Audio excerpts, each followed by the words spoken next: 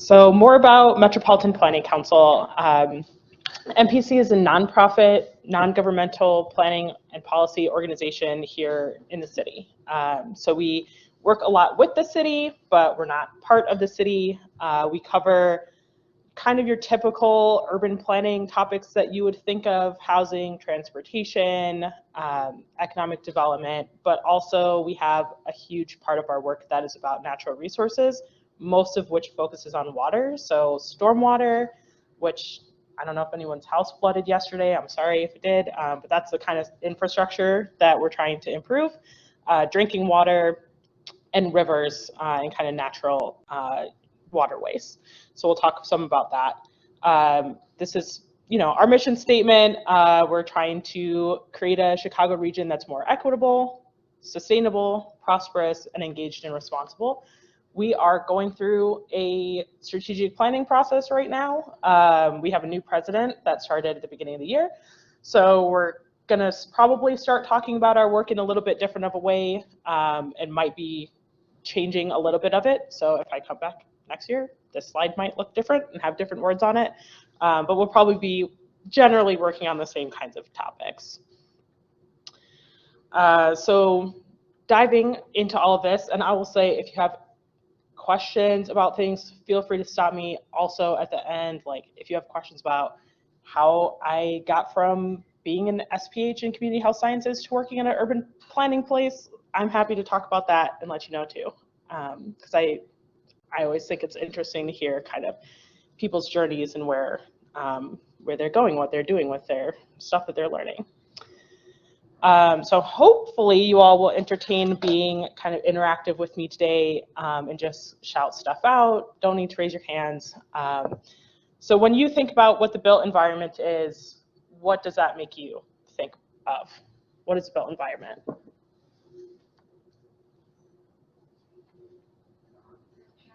Architecture? What'd you say? Signs? Transportation. Yeah. Sidewalks, roads. All right. The man-made or modified structure around us. So it can definitely include everything that you all said, but anything that we have kind of set up, which if you think about modified too, like that's pretty much everything around us. Like we don't, even the beachfront, I don't know how much folks know about how that was made, but like we shipped in sand and we moved where the beachfront was, right? Like it used to be on Michigan Avenue, which is why that was called Michigan Avenue. So even thinking about that, we've modified our space so much to give us these spaces to work, live, and recreate in. So thinking about how that built environment and everything around us affects community and individual health, what are some of those like pathways that come to mind? I totally forgot to project your slides to the live streamers. Oh, sorry about that. Sorry, people on the internet. I forget. It's too many things to remember, and I have sticky notes, and it doesn't work. All right, you're good to go. Thanks. Yeah. Okay. Okay. Hopefully, people on the live stream are caught up with us. Can they use chat? Are you like, if you're with them? Yeah, they can. Okay. So yeah, if people on the internet, if you have any comments, feel free to use the chat. Leslie's looking at that. So sorry, everyone. Back to how does the built environment affect community health? Yeah. So expressways are the roadways used either to divide groups of people or transportation. Well, public transportation is good. Mm-hmm. How people access them. Yeah, so that double-edged sword, they're already seeing how things can be beneficial and not. Yeah.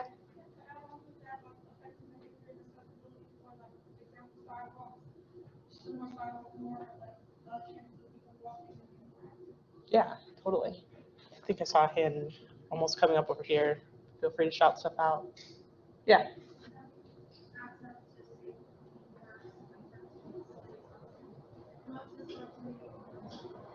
Yeah, totally. Parks, clean, whether they are clean or not, how well they're being maintained. Great examples. So you already touched on one of these, but obviously how we're setting up our streets, our bike lanes, giving people the opportunity to walk, to do active transportation if they want to, and be safe while they're doing it. I don't know if folks have been watching the news this summer, but there's been a ton of crashes with people on bikes and pedestrians getting hit. So thinking about even how we're setting up that street to make sure that people are safe from cars, right? Another example from 2020 and the protests and demonstrations that were going on.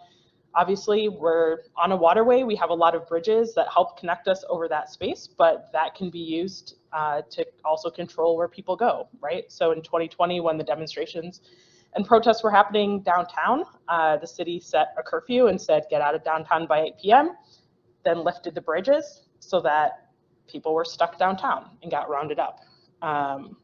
So can be used, again, in good or negative ways, this physical space around us. So I don't know if you've seen this yet. I know, yes, I'm like, can't remember what week you pull it out in, but so when I think about the built environment and the kind of work that I do within the planning and policy space, I mostly think about where these two squares are around our material circumstances, so our living, working conditions, that kind of stuff, and then the social policies that control all of those are behind a lot of those decisions. So again, turn to you guys for a second. What kinds of policies do you think are dictating and influencing what happens with the built environment around us? Yeah. Like materials that can be used to build things, like how we try to ban lead paint. Yeah, totally. The building code. Yeah. Infrastructure funding. Yep. Absolutely. Infrastructure bills and all that. Anything else? Yeah. Yeah, totally. Yeah.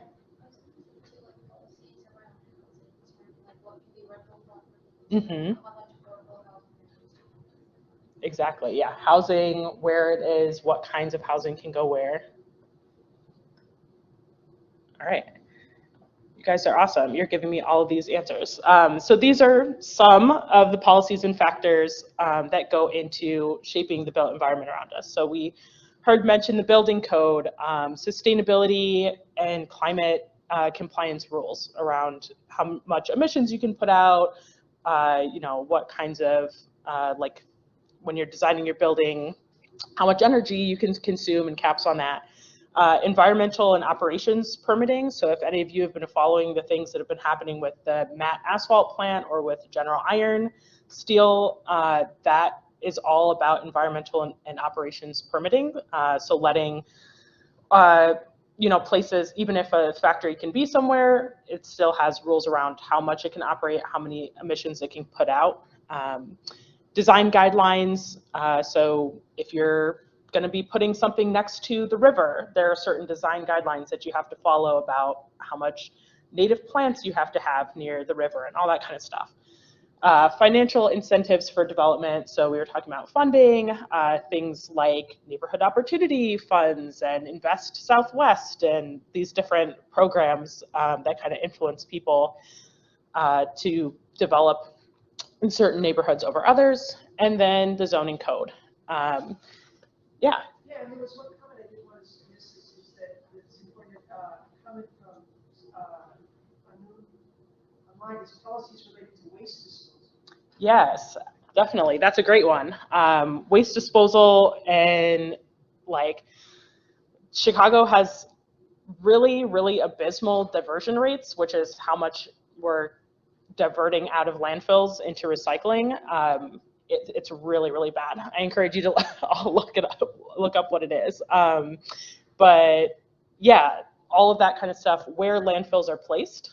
So Chicago does not allow any new active landfills in the city. There's only I think there's one active one that was capped in 2020. So now we don't have any active landfills in the city, but capped landfills, you know, still are like putting stuff out and can leach into the water and things like that. Yeah. Where does our garbage go? Suburbs ship it down the river to other places, right? So that's a big like environmental justice Yeah. question about. The southeast suburbs. Yep. You just, like, if you got it in Indiana,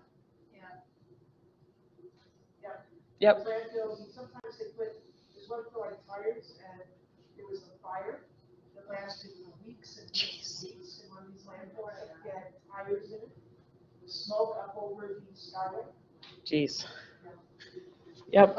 So yeah, what you put in your trash might be affecting someone else's community, right? And they don't dispose of the recycling very well either. Yes, exactly. What you actually recycle mostly doesn't get recycled either, which is very discouraging. You know, if you put things in those bins, in plastic bags, it won't get recycled. So if I notice that in my alley, right outside the garage, I will take the stuff that's in the plastic bags and dump them into the bin and then throw the plastic bags in the regular trash. Yeah. We can use paper, so that's what we do. We use paper grocery bags for all of our recycling. We put that into the garbage, into the blue bins. But if you put things in the blue bins in a plastic bag, sorry, it's gonna end up in landfill. Yeah. And then just, yeah, we could have a whole nother class on this, and I'm sure you will. So there's all those different, you know, methods of kind of shaping all of this. What I'm going to focus in on today, all of those overlap, right? But what we're really kind of digging into today is going to be around zoning. So folks, what is zoning? I know someone mentioned zoning, but anybody know kind of what zoning is? How would you sum that up? Yeah.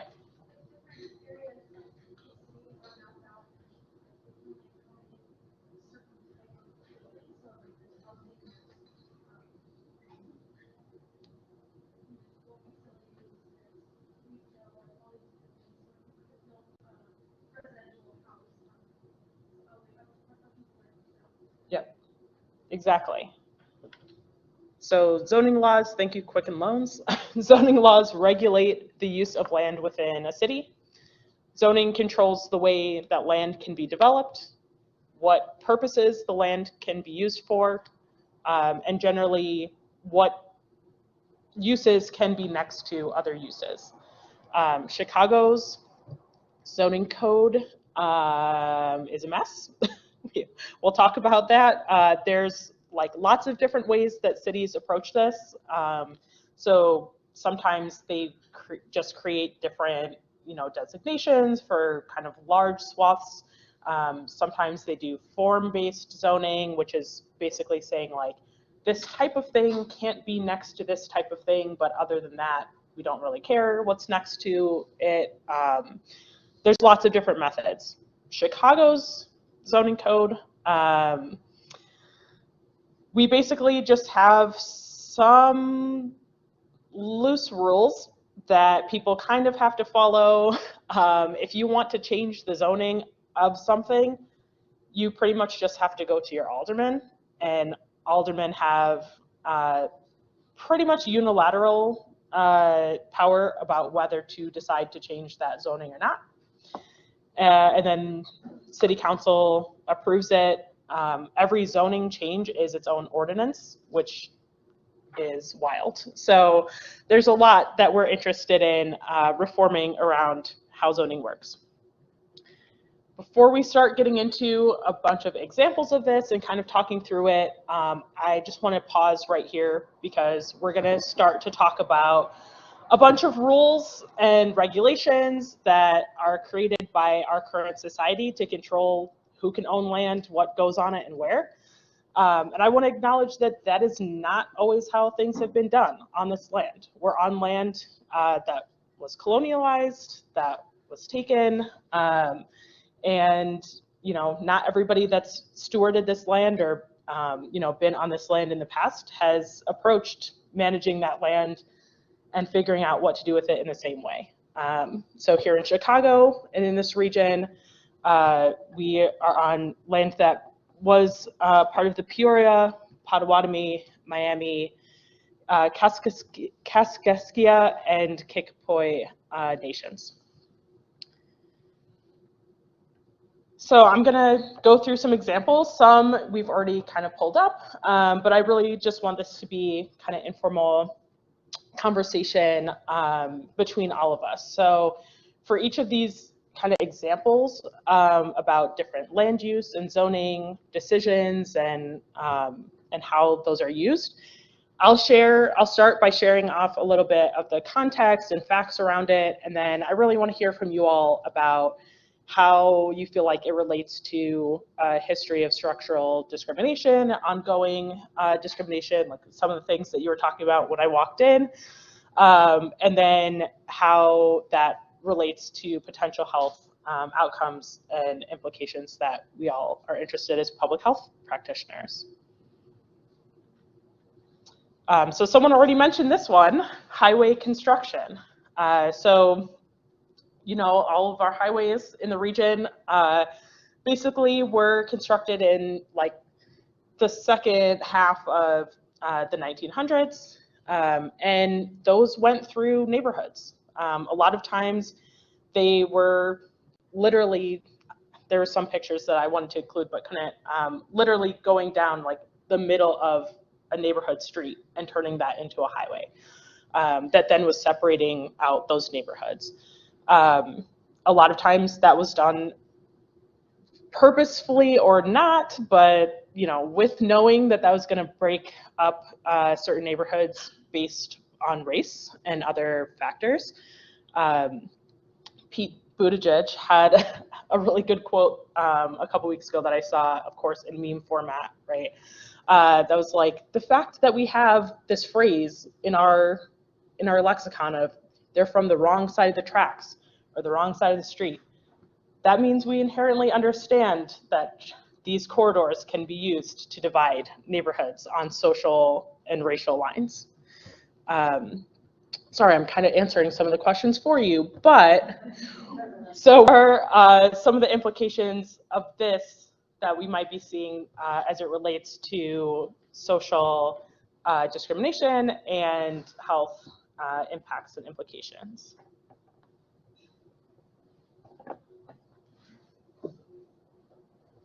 Yeah.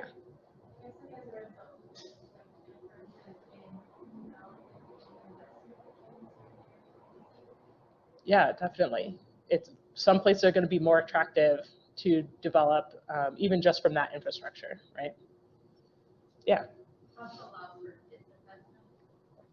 Yep. So once you bring other and decide not to give them the same resources, but resources. Yep. Like restricts movement, definitely, Mhm. right? And like where you could, if you have a highway that you could cross to get to a place for a job, you can't just, you should not just walk across the highway. Yep. Yeah, I think you're right, when roads bound and people who are already advantaged and have a car, like someone said, disinvestment. Yeah. Policymakers might say, oh, you know, enough people have cars, we're not gonna have buses go to that part of town now. Yeah. Yeah. I think like this also led to the segregation that we see today in the city, and that also led to gentrification. Mhm. Yeah, definitely reinforcing that segregation. Yeah. And also just like really affects your day-to-day life and well-being. If you're living on a very busy street that affects noise pollution, Mhm. light pollution, so that can affect your health and just like day-to-day life, increasing your stress. Absolutely. Definitely. I love that example. Noise pollution, air pollution from emissions, stuff like that. Yeah. So, in addition to that, I would also make the land value go up or down. Yeah, the land value around you. Yeah. Great.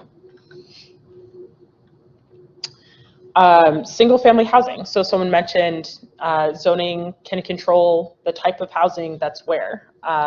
This is Map of Chicago, everything in pink is zoned for single family detached homes. 79% of residential land in the city. So really, once you get outside of like mostly the places near downtown and along the transit lines, right? Single family homes.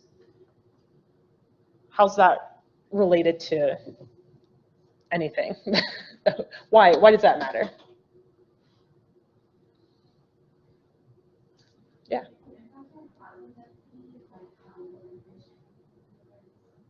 Mm-hmm.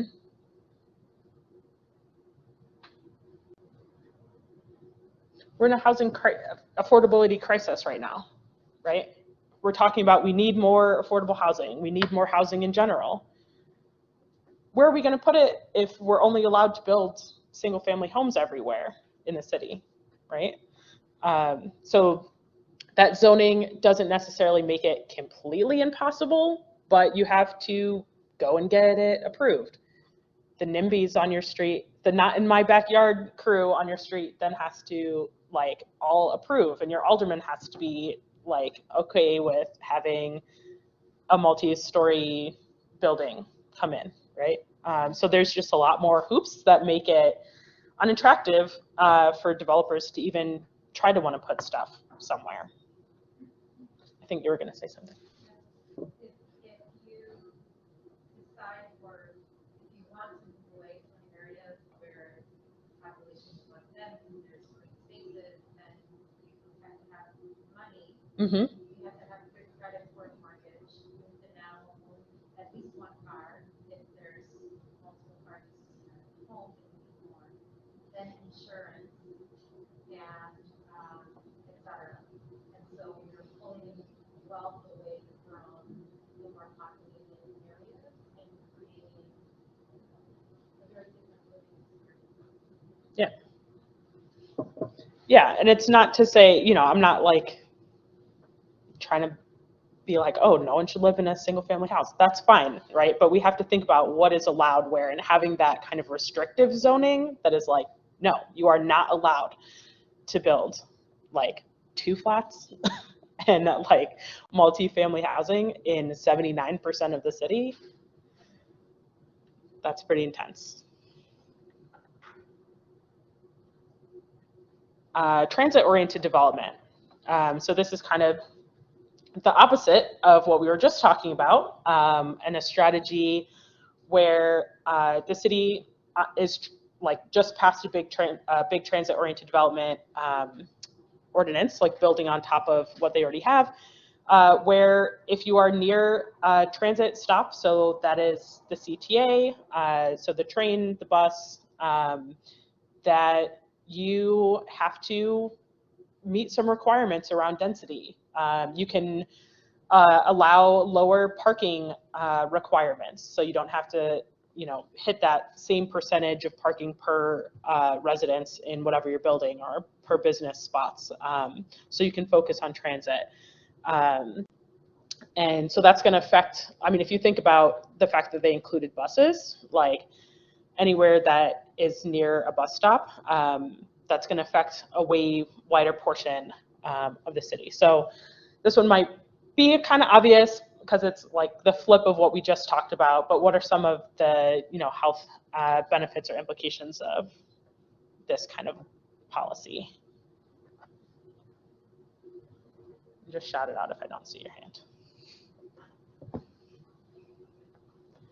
Want to get at least one answer? Yeah. If you found it near like a grocery store, versus a car,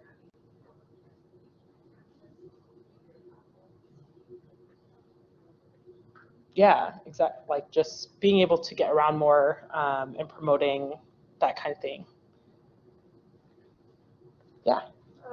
similar to that, like have better access to healthcare. If you're more,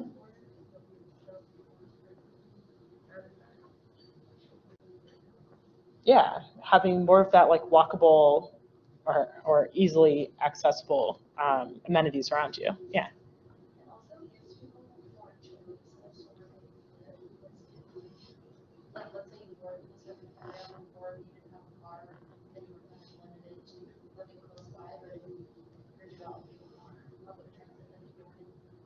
have a wider front for the beaches, so we can find something more affordable or find something that has more of what they want and make it more farther.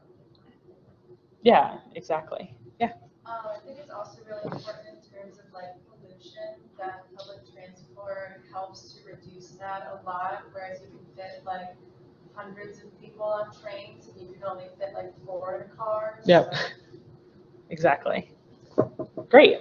And then just thinking about in planning, one term that we use a lot is the highest and best use of land. So if we're trying to think about what is the highest and best use of land that might be next to an existing train stop or something like that, then yeah, let's make it more dense. Let's make it more mixed use.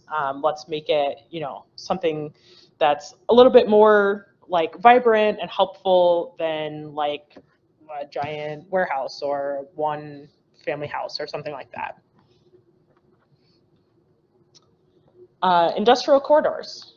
So going back to Chicago's zoning code, like one of the designations that we do have of areas is industrial corridors. We have 26 industrial corridors across the city. A lot of them are on riverfronts.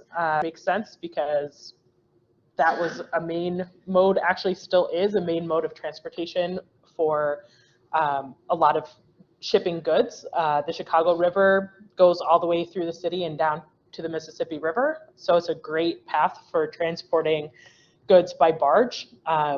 Barges offset like a ton of truck traffic too, so it's a really good method.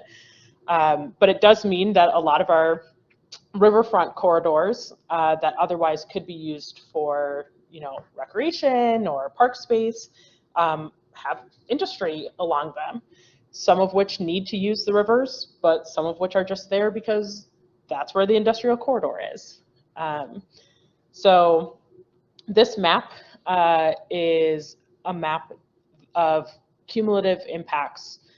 So if you think about other indexes that you might have seen already in your class, like the childhood hardship score and things like that, this is an index of the kinds of impacts that folks are seeing by neighborhood. So things like different types of pollution, you know, other kind of, there's a lot in there, but it's an index that includes like a kind of a bunch of hazardous exposures and things like that that is aggregated. So you're showing the areas that are at most risk, and the like hash marked areas are where the industrial corridors are.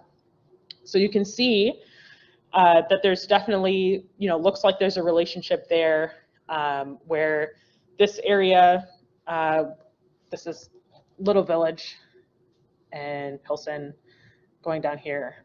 The river is right here in between where this goes. That's being really, really affected by all of that pollution that's going on in that area. Again, sorry, I'm answering the questions for you, so getting ahead of myself. So I already said it was Little Village, but how do you feel like this relates to kind of racial, social discrimination and health impacts? I know it's obvious, but indulge me. Yeah.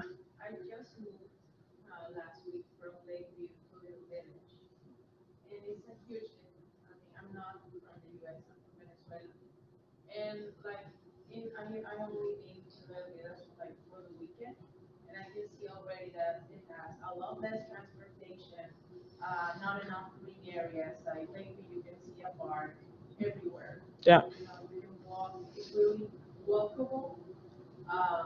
A lot of healthy grocery stores, and I think that in Little Village it looks more industrialized.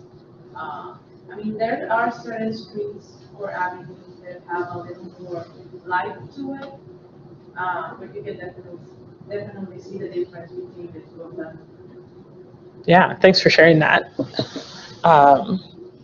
So yeah, just, you know, where we decide to put corridors, and it's, again, it's one of those things, just like, okay, you could look at the policy and it may not necessarily have been intentional when that decision was made, 100 years ago about where to put that corridor.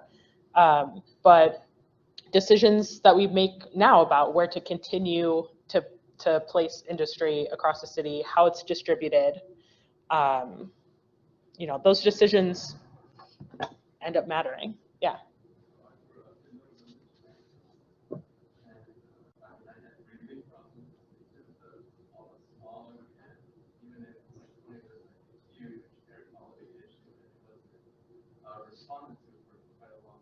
Mm-hmm.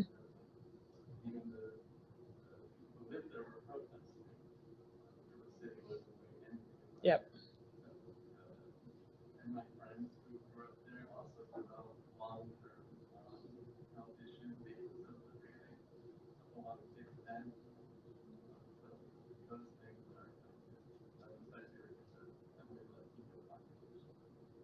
Yeah, thank you for sharing that personal experience. Yeah, it matters, right? It matters where this stuff is. I this would be the Hilton corridor. I grew up in Hilton, but during the 70s and 80s. And the infrastructure was such that very little was responded to.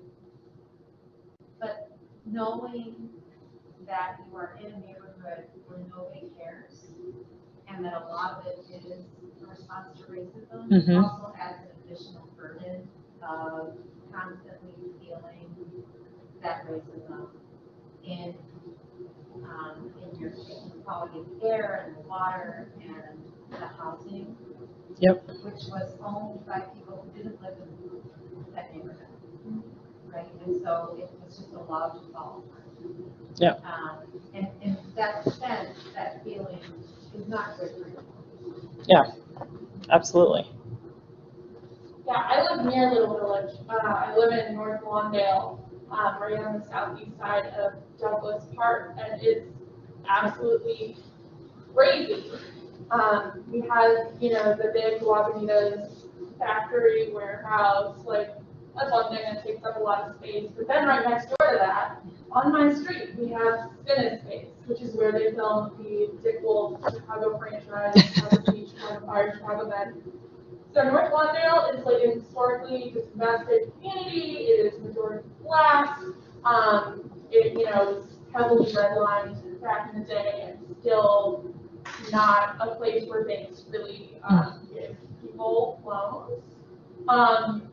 Cinespace, straight up without asking anybody in like the community, without any community meetings, they privatized 16th Street. So now instead of being able to like go down 16th, we have to like go out onto Ogden and like all the way around. They straight up closed a whole street. Wow. It's got a gate on it. You can't get down it. It makes me so mad. Yeah, those kinds of decisions, right? And like, that's where you start asking who at the city like approved that? Was it approved? Yeah, without Alderman, who And now right. actually works at Cinespace. Great. So there you go. So yeah, like those kinds of, there's like all of those layers, right? There's what the actual law says, what the actual code says, then who gets to make decisions about when to enforce it or when not to enforce it, when to change it, what that means for people's, like the actual infrastructure around them, how they feel about that, their mental health and physical health relating to all that. So yes, you guys are touching on all of that. It's awesome. Anything else before I go to the next? All right. Lakefront protection. So I talked a little bit about the lake, but we have an ordinance, old ordinance in Chicago, the Lakefront Protection Ordinance, that you cannot build any buildings east of Lakeshore Drive, except that one that snuck through because it's built on landfill, not land. That was their argument. Then they revised the code to include landfill east of Lakeshore Drive. And so, yeah, like how do you all feel like that kind of ordinance or that kind of regulation affects health in the city? Yeah. I don't recent to Chicago, but before that, I've been quite a few places along the Mississippi River.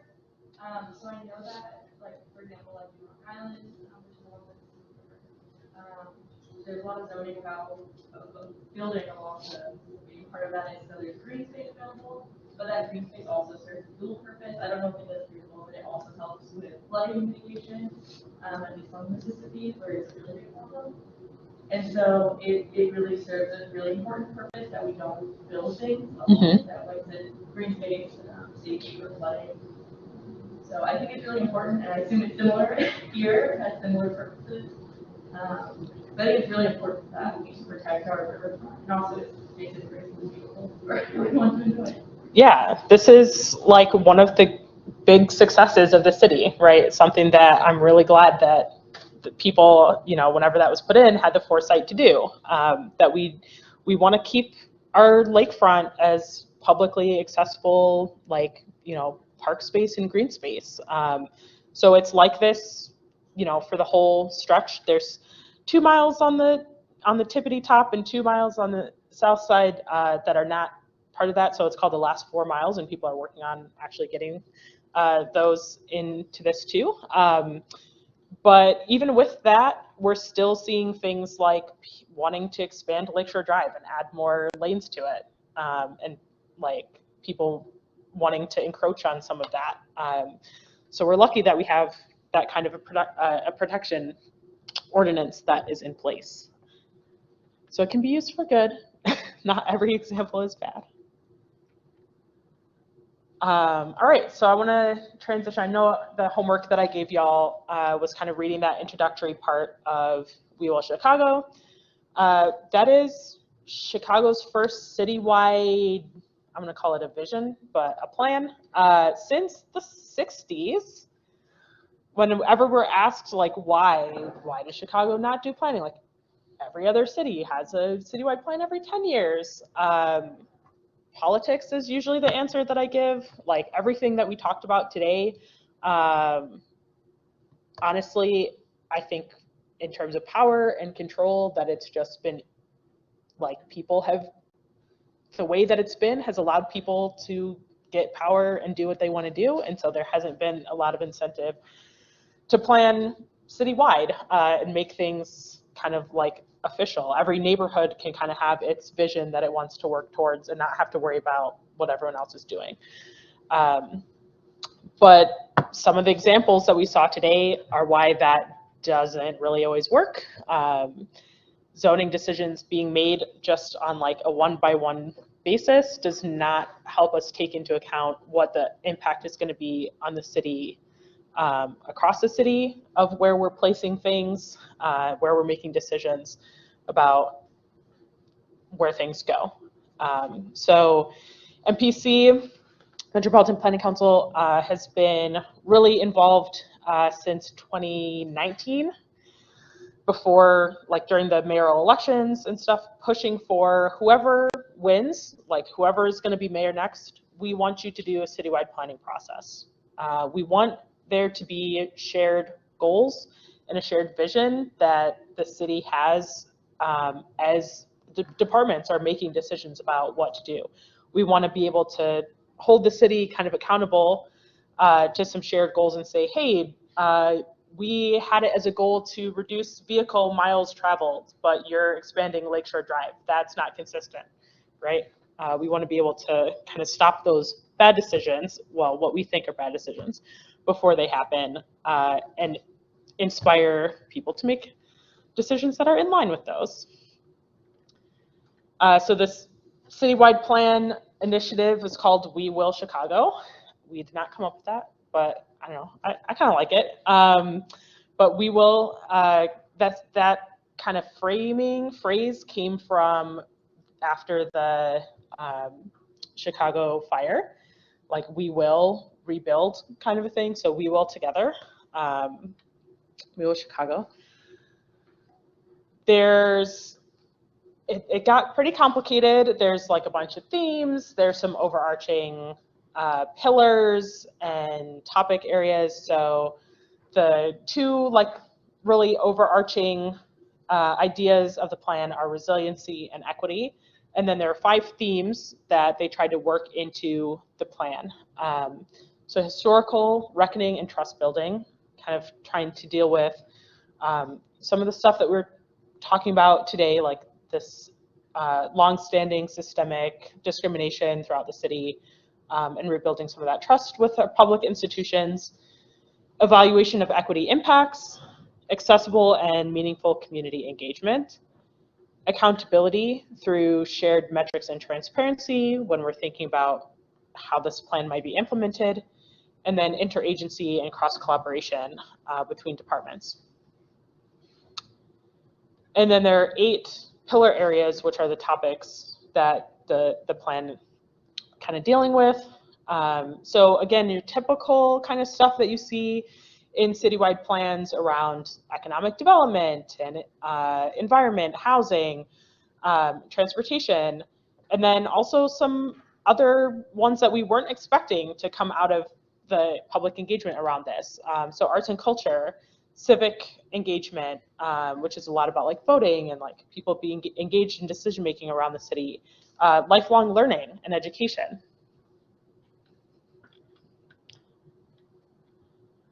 Let me go back for a second. So each one of these throughout 2021 had a like research team, which anybody in the city could apply to be part of. It was an open call.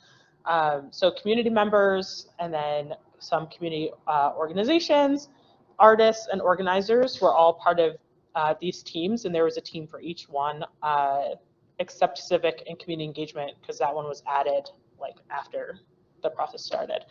And those met once a month for a whole year, roughly once a month for a whole year, from mid 2021 to June of 2022, and came up with kind of guiding goals and questions for each of those areas. That is what is in the plan.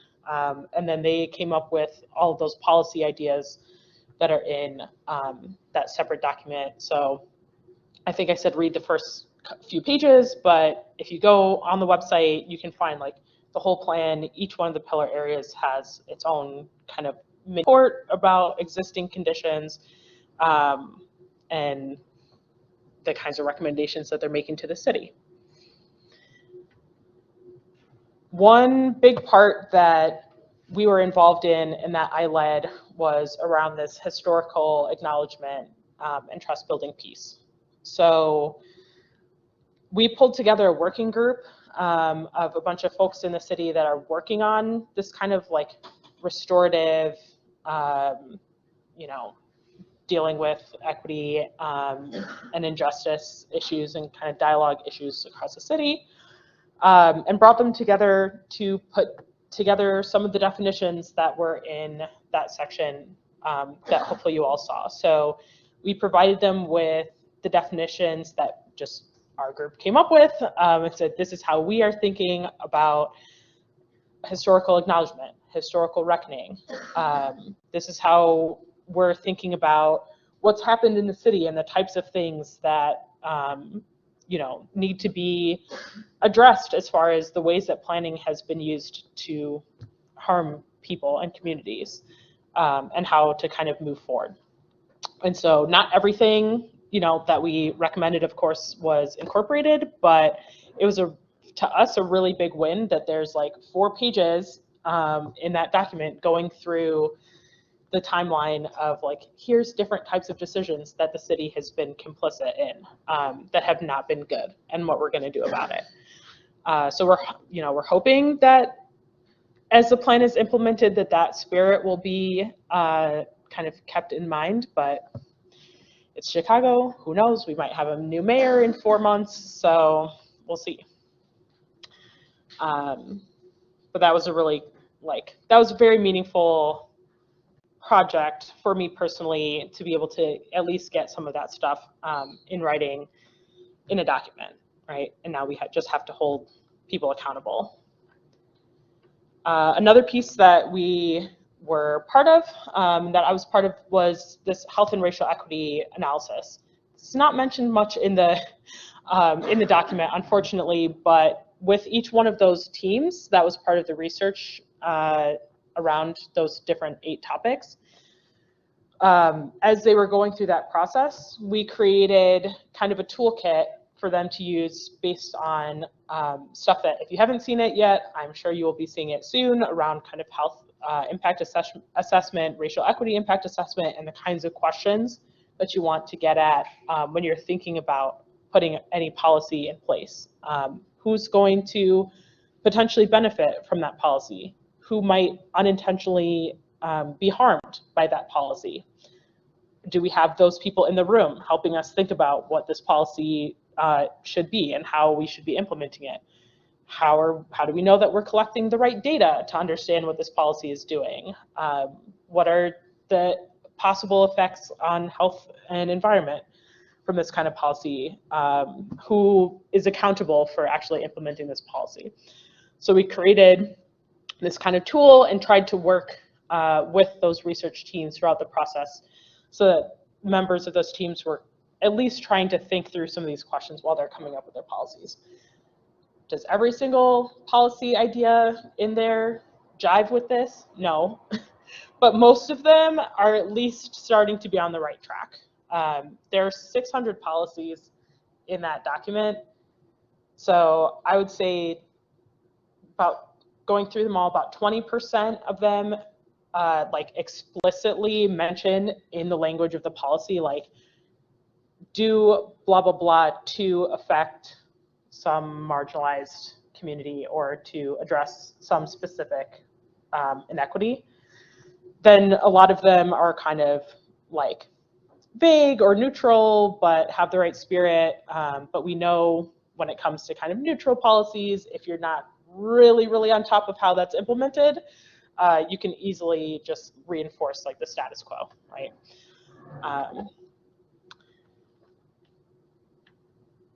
And then just mentioning some of the initiatives that we are working on going forward. So for us, the next step that we want to see from We Will Chicago, because we really do look at that as more of like a citywide vision that is not a land use plan right now, right? Like, it's just a bunch of ideas about where we want the city to go, but not specifically how we're going to get to all of that. So we want the next step to be an update to the zoning code, an update to all of those codes that you all mentioned on that slide a few slides back. So the thing that we're starting up right now is a zoning assessment. We're actually going to be just doing a baseline assessment of Chicago's current zoning code and process, and looking at what the effects of that as it stands right now are in terms of health, resilience, and racial equity. And then we're hoping to create like a steering committee that's made up of a bunch of governmental folks, a few aldermen, and then community members and community organizations to kind of talk through like, okay, this is like, even people in the government don't necessarily understand what we talked about today, right? Like, zoning is important and why, what it actually means, how it relates to your department, even if you're not the planning department. So like getting folks kind of on the same page about that, and then starting to have them think through like, okay, what are some of the changes that we would want to see,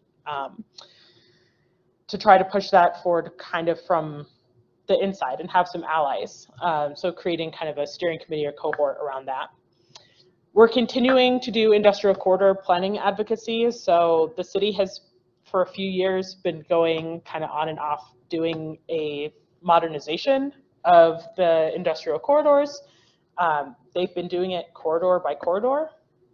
We are continuing to advocate for let's look at all of these together and understand how when you make changes to one, that is affecting the other one. So again, if you all were following the General Iron situation, that is why that happened. Like, they downzoned, the city downzoned an industrial corridor in Lincoln Park, and that heavy industry had to move out and was redirected to go to the south side, where they have not like updated that corridor yet and plan to keep it as heavy industry. And then we have a project that we actually just released, which is exciting, about equitable financial incentives. So across the city, there's a bunch of different like funding mechanisms, like tax increment financing, TIF, if you've heard that, it's a hot topic in the city. Again, like neighborhood opportunity funds, different types of funding for development. We mapped like where the areas are in the city that most need that kind of investment to where those dollars are actually being spent, to kind of try to track, like, are those being used where they would make the most impact? Spoiler, no. And then try to kind of help people see, like, if you actually want to, you know, make a difference, like, here are some of the areas you should think about using these in. And again, with the end goal of like trying to reform some of those tools so that they can be used in more equitable ways. And then we have a project around connecting communities, which is looking at what are some of the strategies that can be used to actually reconnect some of those communities that have been divided by highways and other like big transportation infrastructure types of things. There's a project at the federal scale that is kind of mirroring that, and so we are trying to help figure out, like, in Chicago, what would that look like? What are some of the projects that might be eligible to get funding for that kind of work? Okay, I'm gonna stop talking. What questions do you have for me about anything that we talked about on here, or anything that I didn't talk about on there, or anything about me or MPC?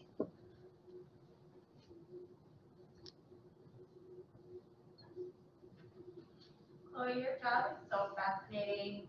Yeah, can you just like give students kind of, I started the class, I think you all remember, just like, oh, yes, and public health is really interesting. So if you can maybe share your story, and Yeah. that would be nice. Sure. So I am from Michigan. I grew up in Ann Arbor, went to U of M for undergrad. Usually I do like a little slide about this, but and then moved here to Chicago to come to UIC for grad school. Really, for me, I was kind of always interested in like what the relationship was between the environment, like parks and the built environment, and people's health, but that really just got more solidified when I was here. I took, is Sam Dorvich back from his, like, he was doing like a sabbatical. Is he back in EOHS? Yeah. Okay. So he came and talked to our cohort about like water and health stuff, and that was like a light bulb going off for me. Like, I was already kind of interested in that, but like he was just talking about like water quality and like water across, you know, the world and how we deal with that as a city. And it's like, okay, yes, like this is the kind of stuff that I'm really interested in and want to think about. He also teaches, or when I was here, he taught a class about climate change and health, which I took, which also like blew my mind. So I encourage all of you to, like, whatever division that you're in, even beyond the cohort, like take classes in the other ones that just seem interesting to you. It will be worth it. I also took a GIS class in CUPA. So if you're interested in that, like, you can do it. You don't have to be a dual major or whatever, which is awesome that they have a program now, but I think they just started it when I was finishing. So yeah, I just like got super interested in that kind of nexus. I ended up doing my practicum at Adler Institute for social exclusion, which doesn't exist anymore. But they were doing a health impact assessment on one of the coal plants in Pilsen that had just gotten shut down. So there used to be 2 active coal plants, one in Pilsen and one in Little Village, right along the rivers, that were both shut down in 2012 due to years of activism, as you were saying, by communities to shut those down. They were doing a health impact assessment of like, hey, if we were to turn this coal plant space into, you know, park space or green space, like what would the benefit to the community be? So I was able to work on that, which was really awesome, getting to help out with that health impact assessment. One of the people that we talked to at the time was Metropolitan Planning Council, because they were just starting up this big project about the rivers, and that was a riverfront site. So I kind of, like, when we interviewed them and talked to them, we went out and did a site visit with them, I kind of like kept that in my mental Rolodex. It's like, all right, I'm gonna come back to this. So I reached back out to them the next year when I was getting ready to do my capstone, and was like, hey, you all have collected all of this data. I'm really good at analyzing data. Do you want someone to come be a research assistant for you and analyze all of this data that you have about how people feel about the rivers? And do you mind if I use that for my capstone project? And they said yes. So keep those kinds of opportunities in mind too, just like people that you meet, like projects that you're interested in. So I ended up doing that while I was there working on the rivers work. They started up this project called the Cost of Segregation, and wanted interns to stay over the summer, and they had a fellowship for that. So I applied to that fellowship to stay on and work on that, and kind of start thinking about, like, that whole project was what are the implications of segregation in the city of Chicago? Like, how is that affecting our whole city as far as racial and economic segregation, where people live? Like, it is not helping our city, I'll tell you that. And I used to do a whole presentation in this class about that too. And then once that was done, positions opened up and I was asked to stay on full time. So that is kind of like the journey that I took to getting to MPC. But even since being there, like, I have been able to kind of, like, I made it my mission coming in to, like, just get people to start talking about, like, yeah, all of this work that we're doing, housing, transportation, water, like, all of this is affecting public health. And so we are talking about that in a very different way than we were 7 years ago when I started, which COVID unfortunately helped with people's, like, understanding of that. Like, a lot of people had a light bulb moment with that. Where they're like, oh yeah, like, whether you have a house is important. Okay.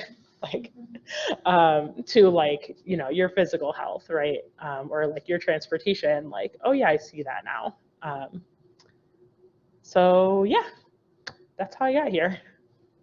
That's why I work in an urban planning place. Yeah. What are the backgrounds of the people that you work with, like, on your team? Yeah, I love this about our team, is it's a pretty mixed group. So we definitely have a couple other public health folks, or like health policy people. We have some traditional, you know, urban planning folks that we have some architects, landscape architects, and we also have housing, you know, like people that did kind of specific housing policy. So a lot of folks that did, like, you know, the policy program at U Chicago or at DePaul. And then we have a research team. So we have folks that are, like, deep into the data, you know, side of things, like your epi and biostats people will be. And then we have a communications team. So we have, you know, people that are like journalists and web designers and stuff like that. We have 25 staff, so not a huge outfit, but we get all of that, all of this done together. But yeah, like, we've even had folks that were art teachers and then decided to go into planning and, like, make that transition. And I really find that everybody uses, like, those skills that come from their different backgrounds in our work a lot. So anything, like, before this, right, before I came to Chicago, when I was in Michigan, I was a community engagement coordinator at a LGBT student resource center. like planning events and doing like education and mentoring with student leaders. I use that stuff every single day in my job now, like just talking to people, facilitating group conversations, like doing our newsletters and things like that, right? So anything that you have in your background, like you will use it. Figure out a way that all of that packages up to you and use that in your work. Yeah. Soft skills is like really important in like how we would use our data to do it. So I'm just curious, like what kind of ways like we as people who live in the city, like what ways can we promote that kind of work? Is there like policies to keep an eye on, or like groups to look out for? Yeah, I would say so for just like what's going on in your neighborhood, if you own your property, then you should get notifications when there's like developments and things happening near you. Doesn't always happen. If you're a renter though, still you should be able to like reach out to your alderman's office, like get on. Here's one of the problems, like every single ward kind of has its own process that they've made for like whether they want people to give input on developments that happen. So out of the 50 aldermen, I think there's 26 aldermen that have some kind of like development review process that they do. Some of them have like community councils, and some of them just do like public meetings and stuff like that. So meet your alderman. Start asking some questions about like, hey, are there developments that are coming up in my neighborhood that I should like give input on or know about? So that kind of thing, like honestly goes a long way, because not a lot of people go to those meetings because they make it hard for people to go to them. So like if you have a student, as a student, have a little bit more flexible schedules. I know not all of you will, but if you do, try to make it to some of those and do some of that, like be engaged in some of those. And then there's a ton of community organizations, especially on the environmental justice front, that are looking at that kind of like cumulative impacts work and trying to make changes to how the city does permitting and where they allow things to go. So the ones that we work with the most, probably the Southeast Environmental Task Force, which is along the Calumet, like Southeast Chicago on the southeast side, in the Calumet River, Little Village Environmental Justice Organization, Neighbors for Environmental Justice, which is in McKinley Park, working on the asphalt plant stuff, and more. There are more, but just look up, like, see if your neighborhood, has environmental or environmental justice organization. Yeah, that's where I'd start.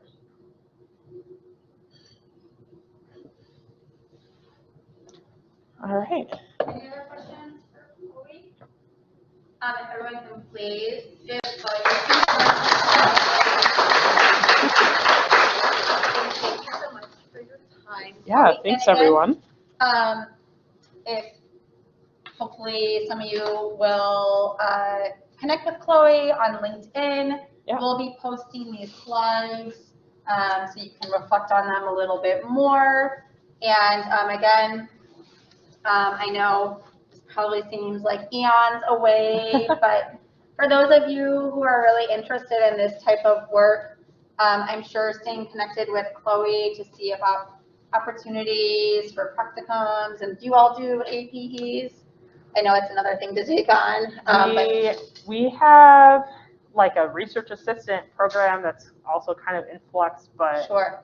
Potentially. Well, they're not going to be for a while. Reach out. But yeah, I mean, again, just kind of staying connected with Chloe and you